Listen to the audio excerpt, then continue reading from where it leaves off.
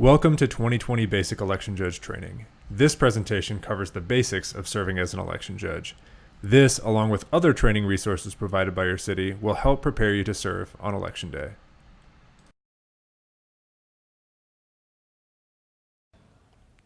On behalf of your city clerk and the voters of your city, thank you for serving as an election judge. You're providing an important service and playing a key role in ensuring transparent and honest elections in Minnesota. This training video provides an overview of your duties and responsibilities as an election judge. Your election judge guide will have the details needed to perform each task. Here's what election judges can expect on Election Day. Plan on arriving at 6 a.m. to your assigned polling place. Election judges have many tasks to complete before opening the polling place at 7 a.m. Election judges take an oath to be fair and impartial. Your job is to follow the laws as written, not how you think they should be. On Election Day, leave your opinions at home. Carefully avoid any action that might influence how a person votes. You will be busy. Election Day is a long one. You will get breaks during the day. It is a good idea to plan your meals, remember your reading glasses and medications, and provide for any family needs. And remember to vote. Vote by absentee ballot before Election Day. Or if you are working in your home precinct, vote during a break. State law defines how parties qualify as a major political party. A party's status may change from year to year. State law allows individuals not affiliated with any major political party to be election judges. High school students ages 16 and older are allowed to serve as student election judges. Students do not declare party affiliation. Party balance is required for specific tasks, such as giving assistance to voters when marking a ballot, duplicating ballots, emptying the ballot box during voting hours, assisting a voter with curbside voting, and assisting a voter with a ballot marking error. These activities must be completed by two judges of different major political parties. Providing good voter service is critical. We need to make sure that voters feel welcome, supported, and respected as they participate in the voting process. You must conduct yourself in a professional and appropriate manner. Remember, while working as an election judge, you represent your city. Be courteous to everyone you interact with on Election Day. That includes voters and your fellow election judges. If you encounter language, gender, racial, or cultural differences, be patient and respectful as you help the voter. Keep in mind the Platinum Rule. Treat others the way they want to be treated. Folks bring a variety of life experiences with them when they come in to vote, and it's important to be mindful of them. For example, a voter may come in who has memories of past experiences working with government that were negative, or with their alarm on high because of a previous injustice. When responding to a voter's concerns or questions, be sure to do so in a positive manner, using words that are factual, not emotional or confrontational. Speak of what can be done rather than what cannot be done. Lastly, you must maintain political neutrality as you conduct your duties. Before Election Day, be sure to spend time reviewing any training materials you receive from your city and reach out to your city with any questions you may have. Don't feel like you need to know all of the answers, especially if this is your first time serving as an election judge, but do try to have a good idea of where to find the answer to a question you have. Bring your training materials with you on Election Day to refer to as needed, and know that you've always got the support of your fellow election judges and your city. All judges should arrive at the polling place by 6 a.m. All judges must take the oath and sign the official precinct certification form. The head judge assigns duties for setting up and opening the polls. The two blue sample ballots should be posted at two different heights, lower for those in a wheelchair and higher for standing voters. A precinct map will be provided and should be posted as well. The various signs, posters, and maps in your supply box that are in the required signs folder must be posted. Verify that the Vote Here sign has been placed at the entrance to your polling place. Verify the U.S. flag is outside the main entrance to the building that leads to the room where voting takes place. Place the voting hours sign on the door of the entrance to the polling place building. When setting up the polling place, verify that all materials are for your precinct, such as the ballots, ballot counter, poll books, and sample ballots. Two judges verify that the number of ballot packages agree with the numbers shown on the ballot tracking form. As ballot packages are opened, 2 judges are required to count the number of ballots contained in the package. Record the quantity of the ballots in the packages on the ballot tracking form. 2 judges should initial a supply of ballots to be ready when the polls open.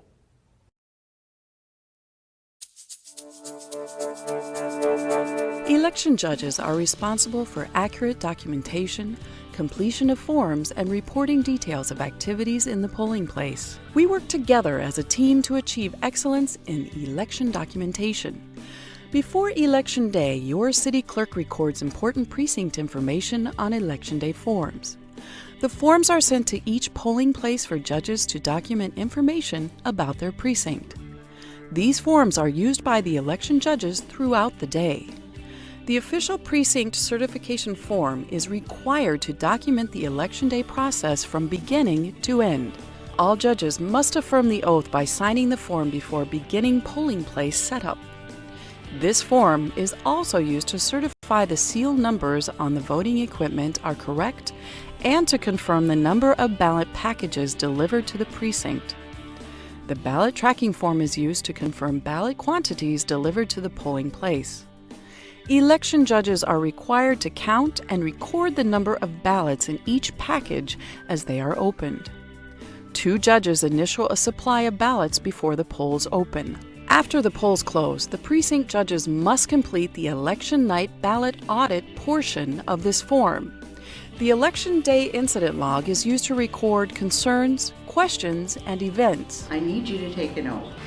He refused to do the challenge process. The head judge must document these events in detail, along with a resolution on the Election Day incident log. The voter statistics worksheet is used after the polls are closed to record information from other completed Election Day forms.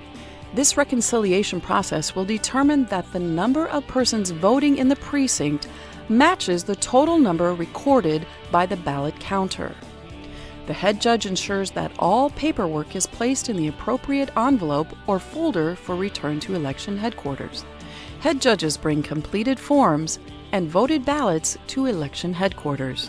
Election staff will review the completed paperwork with the judges and ensure forms have been completed properly.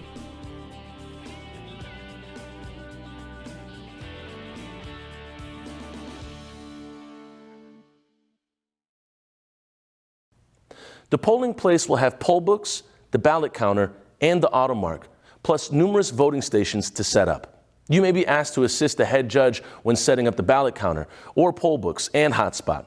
Remember that up to 10 voting booths can be plugged into one another before plugging the last booth into an electrical outlet. Setting up the poll book begins with the hotspot. Attach the 2 antennas to the back of the hotspot. Plug the hotspot into an electrical outlet, extension cord, or power strip. Place the hotspot at least 20 inches away from the poll books, but no more than 30 feet away. Do not place the hotspot near cell phones, microwaves, or refrigerators. The device will power up after being plugged in. It can take up to 2 minutes. After powering on, the lights on the front of the device will illuminate. The light on the front left side of the device will indicate connection to the cell tower. This light can appear in different colors, red, green, or blue. The 5 bars located above indicate signal strength. The power indicator light on the far right side of the device should be solid green. The light to the left of the power indicator will illuminate when the poll book is connecting to the secure Wi-Fi network. Once the hotspot is connected, proceed to set up the poll book printer. Open the poll book carrying case and remove the printer, adapter, and power cords. Verify the numbers match on the printer, poll book, and case. Verify that the on-off switch, located on the left side of the printer, is in the off position before setting it up. Connect the power cord to the transformer box. Plug the connector into the back of the printer. Plug the printer into a wall outlet or power strip. Turn on the printer. Watch for the green power light on the front panel. Use the safety tape provided to bundle and tape down cords keeping voters and election judges from tripping. Next, set up the poll book. Place the poll book face down on a flat surface with the ID holder to the right. Take the stand arm, squeeze the green buttons on the side of the arm, and place in the circular opening on the back of the poll book. Release the buttons and turn the arm slightly until you hear a click. Slide the ID holder into place on the back of the poll book. Place the stand arm in the poll book battery base. Adjust the poll book to a suitable angle. Locate the green power cord and plug into the poll book by the home button. Weave the cord from behind through the stand arm and plug into the front of the battery base. Once connected, the battery base will turn on. The words "Poll Pad" on the battery base and the blue lights should face the election judges. If the battery base does not turn on, press the On button on the base. Blue lights indicate the power is on. As the poll book powers on, you will see an Apple icon. When the Apple icon disappears, press the Home button. On the next screen, touch the Poll Pad icon at the bottom of the screen. On this screen, check accuracy of polling location, 7 a.m. precinct records, that the check-in count is 0, the battery life is over 80%, the election name and date are correct, and verify the connection to the hotspot and the printer are both green. Press the green printer icon and select Test Print. A sample receipt will print. Press Get Started. Now the poll book is ready to process voters. The hotspot maintains secure connectivity between the poll books and Hennepin County. It allows for real-time updates to be provided to the poll books throughout Election Day and for check-in and registration data to be transmitted to Hennepin County after the polls close. Your polling place will have one of two kinds of poll book hotspots, either one with 2 antennas like the one shown in the poll book setup video, or one with 4 antennas. Follow the instructions provided by your city for setup. The hotspot may take a few minutes to turn on completely and must be set up before assembling the poll books. Here's how to open the ballot counter. First, carefully move the ballot box, pushing it diagonally to its proper location in the polling room. Lock at least one wheel on the ballot box. Using the silver key, unlock and open the 2 doors on the front of the ballot box. Remove the contents from the compartments. Before closing the auxiliary door, verify the silver plate is covering the ballot entry opening on the auxiliary compartment. Close and lock the door. Close and lock the lower ballot compartment door. Move to the back of the ballot box. Unlock and open the back door of the clamshell case using the silver key. Leave the door open until closing the polls. Remove the power cord, taking care not to dislodge the small black box in this compartment. Plug the cord into a power strip or outlet. Move to the front of the ballot box. Using the silver key, unlock the clamshell case cover. Unsnap and lift the latches of the case. Hydraulic lifts automatically raise the cover. Using the barrel key, unlock the front edge of the ballot counter. Lift the ballot counter screen to the vertical position. Wait for the counter to beep, indicating it is powering up. The powering up process takes several minutes to complete. Using the barrel key, unlock and open the memory stick access compartment. Leave this compartment open during setup. Verify the seal number matches the seal number listed on the official precinct certification form. After power up is complete, enter the election code and press Accept on the ballot counter screen. Have another judge watch as you enter the code to ensure accuracy. You have 3 attempts before being locked out. If you get locked out, contact election headquarters. After the code is entered, the configuration report prints automatically. Once the report has finished printing, press Open Poll. A ballot status accounting report and a zeros tape will automatically print. Do not tear these off. Compare the zeros tape to an official ballot. Verify all offices and candidate names are on the tape. Candidate names on the ballot and tape must be in the same order. verify that all vote totals are 0. After verifying everything matches, press the blue lever inside the memory stick compartment to release the printer door. Lift the printer door open. Neatly roll up the tape and place inside this compartment. Do not tear off the tape. Press down firmly on the printer door. Listen for the door to snap into place. Using the barrel key, close and lock the memory stick access door. Remove the keys and keep in a safe place during Election Day. Press Go to Voting Mode on the screen. Verify the public counter is 0. Remember, the protected count is like an odometer on a car and will display a number. The screen will now read, "Welcome, please insert your ballot." The ballot counter is now ready for voting. The AutoMARK is a ballot marking device required in polling places, ensuring all individuals have the same opportunity to privately and independently mark their ballot. This machine must be set up on a table that is wheelchair height and gives the voter privacy when voting. Take care no physical barriers exist on the path to the AutoMARK, so a voter who is visually impaired or someone in a wheelchair can easily access the AutoMARK area. Here's how the AutoMARK works. A voter puts their ballot into the machine and it displays an image of the ballot on a touchscreen. The AutoMARK can enlarge print, read the ballot to a voter, and check for ballot marking errors. Voters make their choices using the touchscreen or buttons, and the machine prints those choices on the ballot. Voters must wait for their ballot to print, then deliver it to the DS200 ballot counter for tabulation. Your guide has detailed instructions on how to set up and operate the AutoMARK, including processing a test ballot before the polls open to ensure the machine is working. Remember, all Election Day equipment has to be plugged into electricity. Cord management is very important to guarantee safety for voters and judges throughout the day. These are the procedures for opening the AutoMARK. First, set up the table for the AutoMARK. Next, unlatch and open the AutoMARK carrying case. With one judge on each side of the machine, lift the AutoMARK from the case and place it on the table. Remove the power cord and headphones from the case. Move both the left and right sliding latches outward to unlatch the lid. Fold back the front lid until it rests on top of the main lid. Lift the entire lid away from you into a vertical position. Lift the touchscreen monitor towards you into a vertical position. Close the lid, leaving the touchscreen monitor in the upright position. Move the sliding latches inward behind the touchscreen.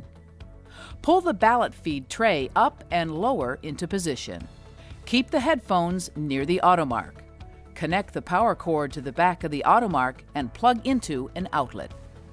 Compare the seal on the AutoMARK to the seal recorded on the official precinct certification form.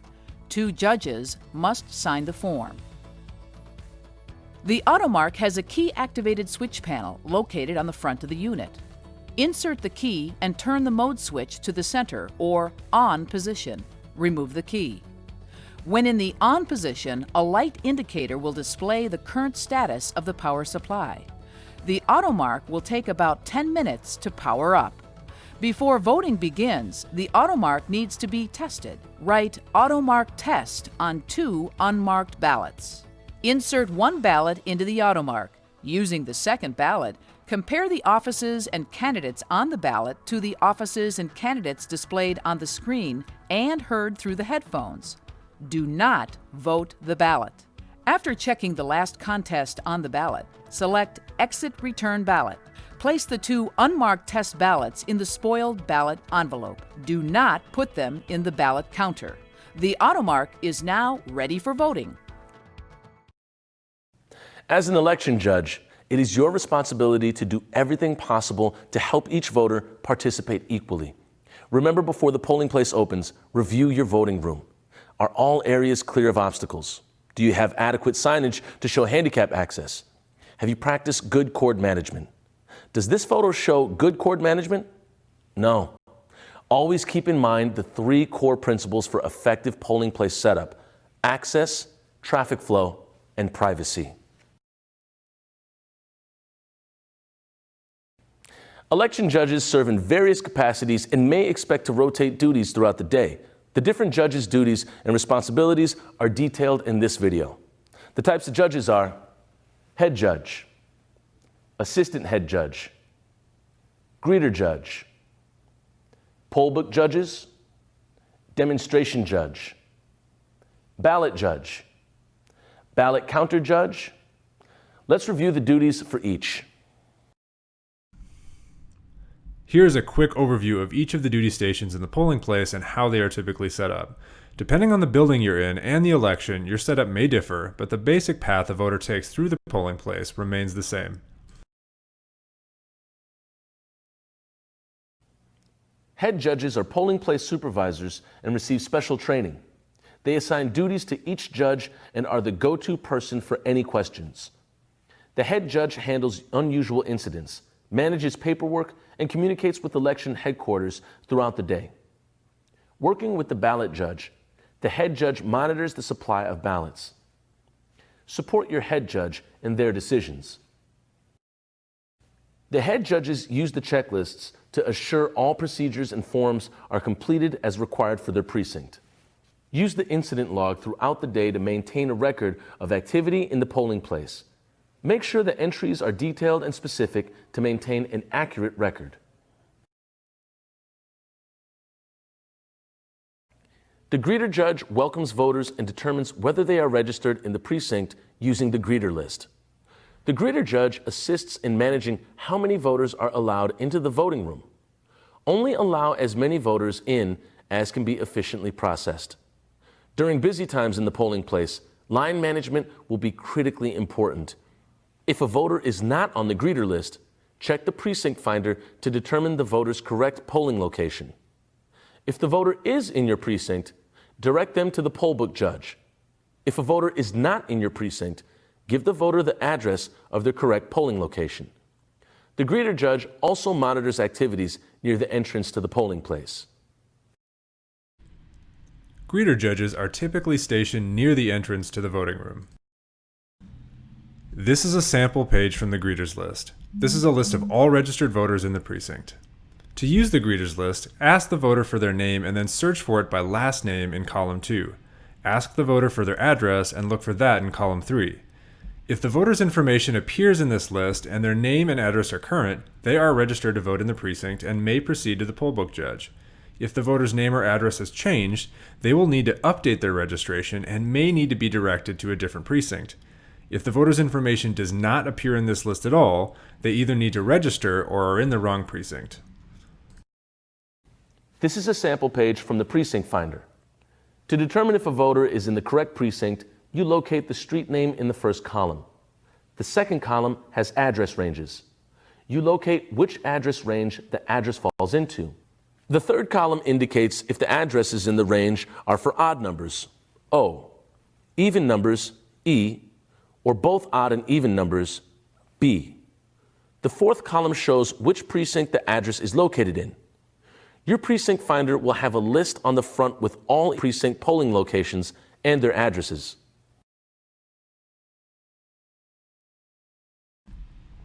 The next stop on a voter's path through the polling place is the poll book judge station.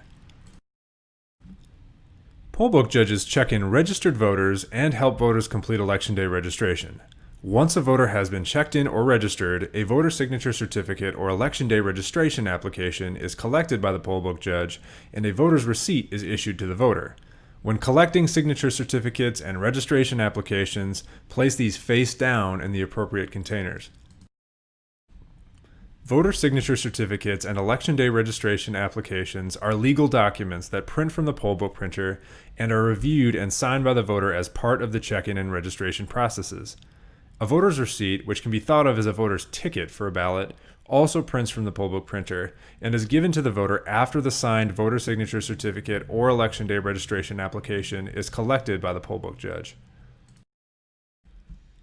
More detail on the poll book check-in and registration processes will be included in other training resources provided by your city. In order for a voter to register on Election Day, they must provide proof of residence. There are 3 major categories of proofs: photo ID with current name and address, photo ID with a document, and then other, a broad category consisting of a variety of different kinds of proofs. voters may use the following valid identification documents if the document has the person's current name and current address in the precinct: a valid Minnesota driver's license, Minnesota learner's permit, or Minnesota ID card, a receipt for a Minnesota driver's license, learner's permit, or ID card, a tribal ID that also includes the voter's signature and picture. When presented a Minnesota license, look for a status check notation in the lower right-hand corner. Indicates the voter was not a citizen at the time they applied for the license. They may or may not have become a citizen since obtaining the license, permit, or ID. If they state they are eligible to vote, you or the head judge must follow the challenge procedures found on the duty card or in the election judge guide. Voters may also register using a combination of two documents as proof of residence. One document must be a photo ID with the voter's name. Acceptable photo IDs include driver's licenses, state IDs, or learner's permits from any state, Minnesota student IDs, tribal IDs, U.S. military IDs, U.S. passports, or veteran IDs. Photo IDs are used along with the current document. The documents, which may be either paper or electronic, must show the voter's current name and address in the precinct. Documents a voter may use to register on Election Day include residential lease or rental agreement, must be valid through Election Day, current student fee statement, bill, account, or start of service statement due or dated within 30 days of election for phone, television, or internet services, solid waste, electric, water, sewer, or gas, banking services or credit cards, rent or mortgage statements or receipts for payments. For bills delivered electronically, original means a printed copy of the electronic bill or a display of the bill on the voter's portable electronic device. The final category includes a mixture of different kinds of proofs. The first is a voucher. More on vouching in a few minutes. Next is notice of late registration. A voter may have received one of these from Hennepin County if they registered to vote within 20 days of the election. This can be used by itself as proof, with no additional documentation needed. Then we have valid registration in precinct. If a voter is already registered in the precinct, but they need to simply update their name or address, they may use the registration they already have as their proof. No additional documentation is required. Finally, a voter may also use their college student ID, which would then need to be matched with their name on a student housing list, if one was provided for your precinct. Vouching is a way for a person to attest to another person's eligibility to vote in the precinct. There are two kinds of vouchers: voter vouchers and employee vouchers. Voter vouchers are registered voters who live in the same precinct as the voter registering. Employee vouchers are employees of residential facilities at which the voter is currently residing. A voter voucher may be already registered or register on Election Day and vouch, as long as they haven't been vouched for. Election judges in the precinct who are also registered to vote in that precinct may serve as vouchers. To complete the vouching process, the poll book judge collects certain information from the voucher and enters that information into the poll book. Voter vouchers may vouch for up to 8 voters on Election Day. The poll book judge keeps track of how many people the person has vouched for using the precinct list of persons vouching form. Challengers may not vouch. A staff person of a residential facility may vouch for an unlimited number of their residents. Residential facilities include nursing homes, veterans' homes, developmental disability care facilities, shelters or temporary living facilities for homeless persons, battered women's shelters, and other types of licensed facilities. If a list is provided by your city clerk, it will be with your supplies. If no list is provided, a staff person can demonstrate their employment with an employee badge or a letter. After answering the necessary questions, the voucher signs the poll book for each voter for whom they are vouching. Do not record this type of voucher on the precinct list of persons vouching form. To wrap up this section, here are a few key things to keep in mind. Since ID is not required to vote in Minnesota if you are already registered, do not ask a voter for their ID unless they are providing proof of residence to register. After you've finished registering a voter, make sure to return any proof of residence documents to them. To help reduce check-in and data entry errors, always turn the voter confirmation screen when it appears during the check-in and registration processes towards the voter so that they can verify the accuracy of the information. Lastly, when setting up the poll books, remember to set them up in this order. Set up the hotspot first, and then for each poll book set up the printer, and then the poll book itself. As demonstration judge, you instruct each voter on the proper procedure for marking the ballot and the voting process. Use the demonstration ballots included in your supplies. Remain impartial as you work with voters. Never demonstrate using an official ballot. Inform the voters of the following. There cannot be any erasures or crossed out votes on the ballot. If an error is made in marking the ballot, ask for a new ballot. Take your ballot out of the secrecy folder before you insert your ballot into the ballot counter. Wait at the ballot counter for the flag and the thank you for voting screen before leaving. Then direct the voter to the ballot judge. The demonstration judge is stationed near the ballot judge. Depending on how many election judges are serving in your precinct, these two stations may be combined.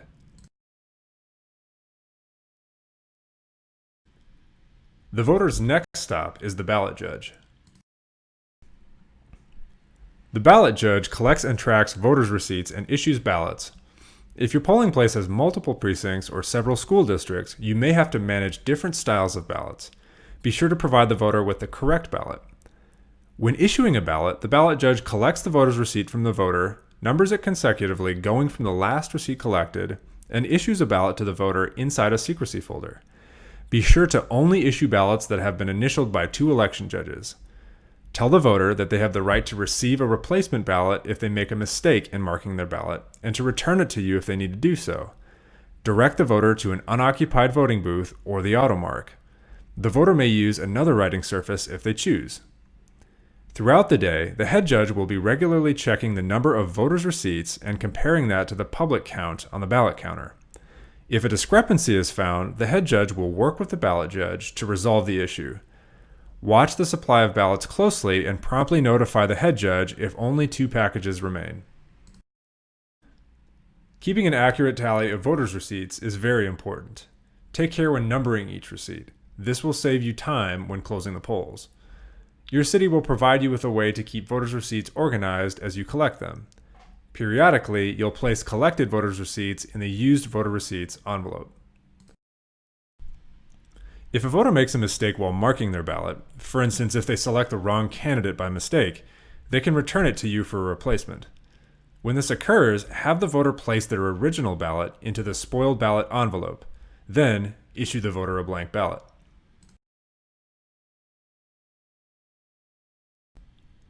After a voter has finished marking their ballot, they head to the ballot counter to have it counted.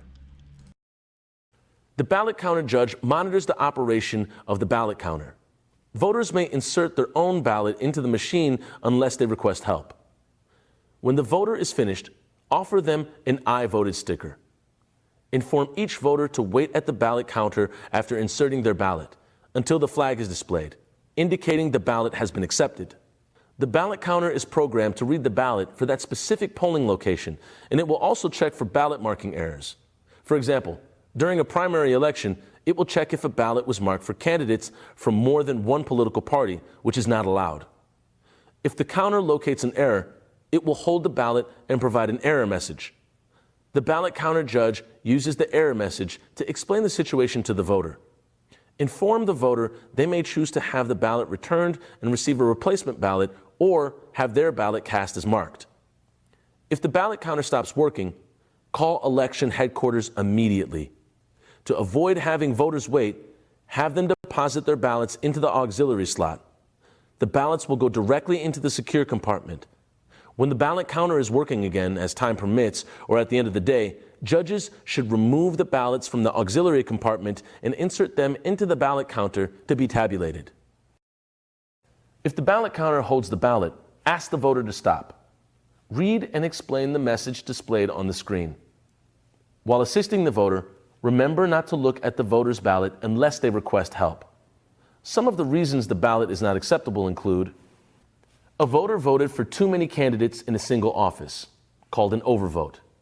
left a ballot blank, or voted for candidates in more than one party in the primary election, called crossover voting. The voter has the option of obtaining a new ballot or having the ballot cast as is. When the voter requests to have their ballot cast as is, inform them all valid votes will be counted, but nothing will be counted for contests and errors. Now, if the ballot is returned, have the voter reinsert their ballot using both hands and in a different orientation.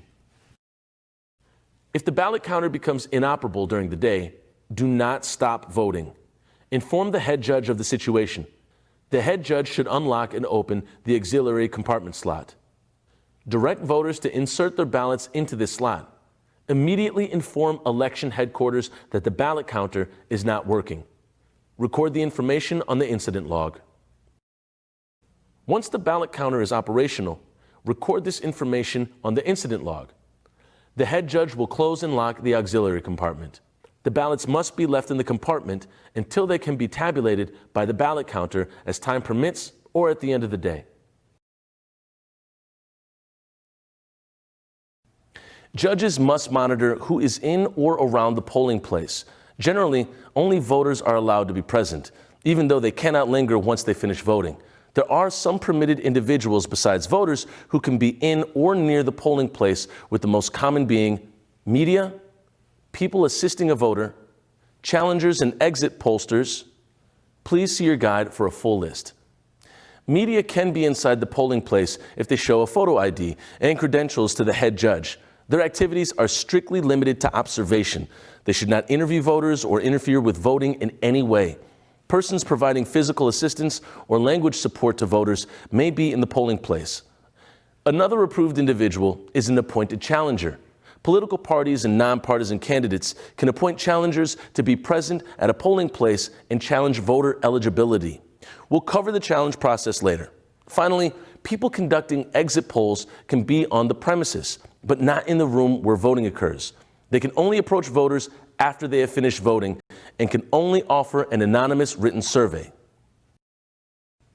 Some activities are not allowed in the polling place. No campaigning is allowed within 100 feet of the polling place building. No one is allowed to linger in the 100-foot zone except for exit pollsters. If the polling place is on a public property, no campaigning is allowed anywhere on the property. Campaigning includes displaying political or campaign materials in the polling place, such as literature, buttons, or T-shirts. Ask voters to either cover up or remove political material while in the polling place. If they refuse, they will be allowed to vote, but any refusal will be recorded and referred to appropriate authorities. Record the names of those who refuse to cover or remove political material on the incident log. Additionally, no one in the polling place should discuss candidates or issues. This applies both to voters waiting in line and election judges. To recap, generally only voters are allowed in or near the polling place. Refer to your guide for a list of exceptions. And remember, no one is allowed to campaign in the polling place. Due to a 2018 court case, the restriction on the display of campaign materials in the polling place is now limited specifically to items that pertain to candidates, political parties, or ballot questions on the ballot for the current election. An election judge, any eligible voter in the precinct, or an appointed challenger may challenge a voter's eligibility if they have personal knowledge that the person is not eligible to vote. Suspicion is not basis for making a challenge. The challenger must personally know that a person is not eligible to vote for a specific reason. Political parties and nonpartisan candidates can appoint challengers to be present at a polling place and challenge voter eligibility. The challenger must show the head judge an appointment letter and prove they are a Minnesota resident. Challengers are only allowed near poll book judges.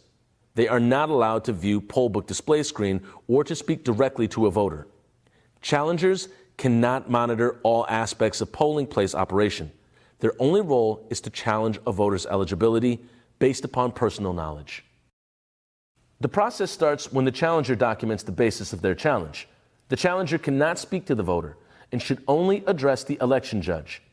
The head judge may be called over to provide assistance when a voter's eligibility has been challenged. The election judge will then have the voter swear or affirm an oath, which can be found in your guide. Then, the judge will question the voter about the issue the challenger raised. Questions will differ depending upon the challenge being made. Examples may be, what is your full name?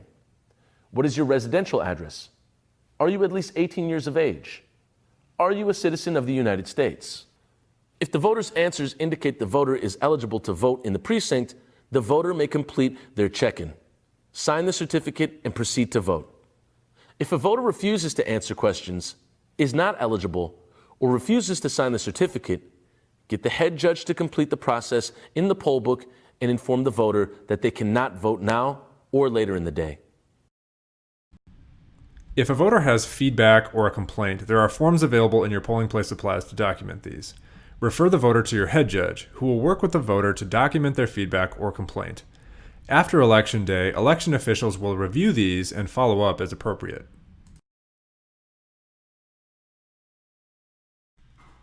Voters have a right to receive assistance while voting. This could include help moving through the polling place, reading materials, completing forms, or marking ballots. If a voter needs assistance with marking their ballot, they may be assisted either by 2 election judges of different major political parties, or any other person of the voter's choosing except for an agent of their employer or union. When assisting a voter, be discreet while assisting them with their registration information and vote choices. Respect their right to privacy. Curbside voting allows voters unable to enter the polling place to vote from their car. The process requires 2 election judges of different major political parties. Detailed directions for curbside voting can be found in the Election Judge Guide. Your city may provide you with a form to help track curbside voting. If your city has a form like this, follow their instructions on how to use it. For voters using the AutoMARK, explain the following steps. The voter must choose whether to listen to voting instructions on the headphones, read them from the screen, or use both the screen and the headphones. Align and insert the ballot carefully into the slot in front of the AutoMARK so the AutoMARK can scan the ballot. Explain that the voter must wait while the machine scans the ballot. When they have selected the instruction method, they will be guided through the voting process. A signal will alert them when to make the voting selections. After the voter makes their selections, they must choose Mark Ballot. When the ballot has been marked, mention that the voter must wait until the ballot has been printed. Finally, instruct the voter to place the ballot in the secrecy cover and take the ballot to the ballot counter. The voter inserts the ballot into the ballot counter and the voting process is finished.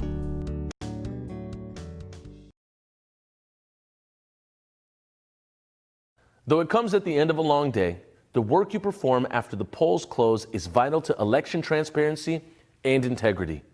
Your main task after voting ends is to document the precinct's voting statistics. Attention to detail throughout the day will lead to a much smoother process. When 8 p.m. arrives, the head judge announces that the polls are closed. Everyone still in line at the time is entitled to vote. After all voters finish, the vote certification process begins. The public is allowed to enter the polling place after the last person has voted to observe. The head judge follows the closing the polls checklist with military precision. The head judge assigns closing tasks, including closing the AutoMARK, completing forms, taking down the flag, signs, posters, and voting booths. Supplies and materials should be neatly repacked in the supply container. The head judge will determine and direct when the poll books can be closed. Here's how to close the ballot counter. After the last person has voted, the head judge checks the auxiliary compartment for ballots. If ballots are in the compartment, they must be inserted into the ballot counter. Using the barrel key to unlock the memory stick access door, lift the door open. 2 judges verify the seal number matches the number on the official precinct certification form. 2 judges must sign the form. Press the blue lever inside the compartment and lift the printer door. Unroll the 0 tape, lay it to the right, and carefully close the printer door. Press firmly to snap it closed. Press the Close Polls button located near the power button inside the memory stick access compartment. Press Close Poll on the ballot counter screen. 3 results tapes will begin printing automatically. After the tapes have printed, press Begin Modem Process to transfer the vote totals to Hennepin County. Wait for the screen to display Successfully Sent Results. Press OK to return to the closing screen. Tear off the results tapes. Press Finished, Turn Off. Allow the ballot counter to completely power down. Watch for the power button light to turn off. After the power button light turns off, cut the seal from the memory stick with a wire cutter. Remove the memory stick, put it in the Ziploc bag, and place the bag into envelope A. Close and lock the memory stick access compartment with the barrel key. Fold down the ballot counter screen and lock into place with the barrel key. Close the cover of the clamshell case and close the latches. Using the silver key, lock the front of the clamshell case. Move to the back of the ballot box. Unplug the power cord. Carefully fold up the power cord and place it into the back compartment. Close and lock the back compartment of the clamshell case using the silver key. The ballot counter is now secure. The head judge will give instructions to complete the closing procedures. After transmitting the election results to Hennepin County and printing all results tapes, open the ballot box and remove the voted ballots. Place the voted ballots into the transfer cases provided. Complete a certificate for each transfer case used and seal the cases.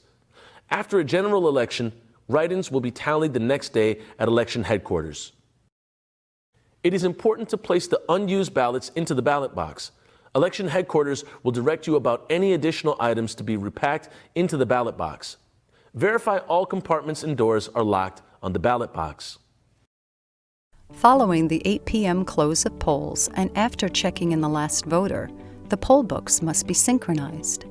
When the head judge gives the okay, the poll book judges perform this action. Once the poll books are synchronized, turn off the printer. Unplug the printer from the wall outlet or power strip. Disconnect the printer cable from the transformer box and the printer. Place the printer in the case, making sure the printer number and case number match. Unplug and remove the green power cord. Verify the blue lights are not lit on the base. Remove the stand arm from the poll book base. Lay the poll book face down on a flat surface and remove the ID holder. To remove the stand arm, press the buttons on the side of the arm and spin the arm until it releases. Fold the stand arm to fit in the case. Press and hold the power and home buttons on the poll book at the same time for about 8 to 10 seconds. When the screen turns black, immediately release the buttons. Touch the home button to verify the poll book is off. Place all items back into the poll book case. Verify the printer, poll book, and case numbers match. The last item is to close down the hotspot. Unplug the hotspot. Remove the 2 antennae from the back of the device and place the equipment back into the appropriate container.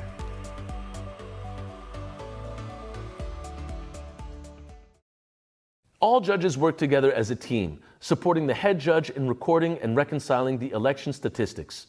Before completing the results tape on election night, the following forms must be completed: the ballot tracking form, the official precinct certification form, and the voter statistics worksheet. Compiling statistics is an important but complex procedure. Review your guide to better understand each step. 2 judges complete the election night ballot audit using the ballot tracking form. Step 1. Count and record the number of sealed ballot packages. Step 2. Count and record the number of unused ballots from open packages. Step 3. Record the number of spoiled ballots. Step 4.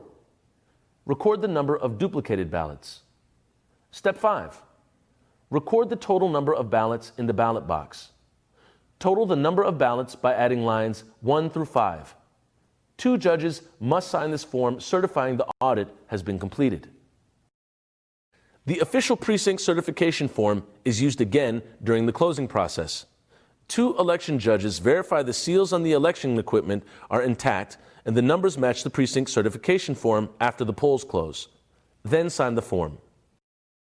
To complete the voter statistics worksheet, record the number of election day registrations. Election judges will count the number of election day registrations and enter it on this line.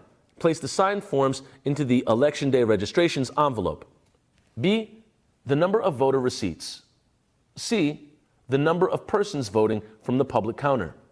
D, the number of spoiled ballots. E, the number of duplicated ballots. Then answer the questions. Is the morning zero tape attached to the first results tape? And does the total number of voting match the total number of voter receipts? Now, let's review how to complete the results tape. Use the precinct records on the poll book or look at the last page of the greeter list to find the number of persons registered at 7 a.m. Print this number on the appropriate line on the official results tape. Use line A on the completed voter statistics worksheet to locate the total number of new registrations on Election Day. Print this number on the appropriate line on the official results tape. Use line B on the completed voter statistics worksheet to determine the total number of voter receipts on Election Day. Print this number on the appropriate line on the official results tape. Look at the top of the results tape to find the total number of persons voting in the precinct, or use line C on the voter statistics worksheet. These numbers should match. Print this number on the appropriate line on the official results tape. Use the spoiled ballot envelope to determine the number of spoiled ballots. Print this number on the appropriate line on the official results tape. Use the duplicate ballot envelope to locate the number of originals for which duplicates were made. Print this number on the appropriate line on the official results tape. If there were no duplicated ballots, print 0. Use the ballot tracking form to find the number of unused ballots. Print this number on the appropriate line on the official results tape. Use the official precinct certification form to determine the vote tabulator seal number. Print this number on the appropriate line on the official results tape. The head judge should then transfer all of the numbers from the official results tape to all additional tapes that have been printed. Each tape must be signed by the precinct election judges. The head judge, together with the precinct judges, have properly prepared the summary of election results by completing the precinct form and the result tapes for return to election headquarters. The head judge uses the materials return checklist to prepare items for delivery to election headquarters on election night. Secure any materials not included on this list in the polling place before leaving for the night. Using one vehicle, the head judge and one other judge will bring the required items to election headquarters.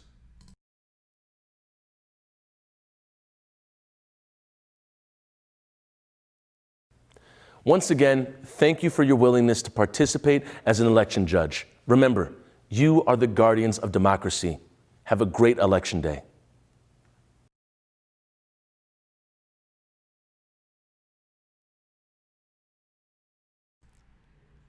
This presentation was created by a team of cities in collaboration with Hennepin County staff.